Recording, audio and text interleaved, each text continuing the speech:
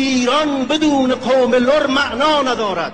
از دوره می بردند ما را سوی لوشان، تبعید می کردند ما را تا خراسان.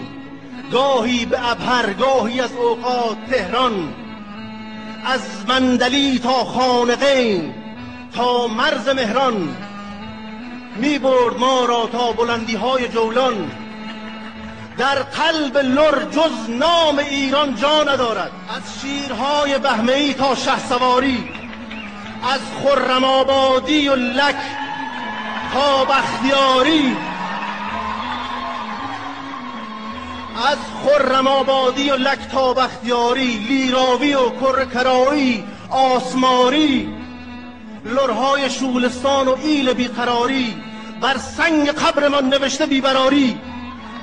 ایران بدون قوم لر فردا ندارد.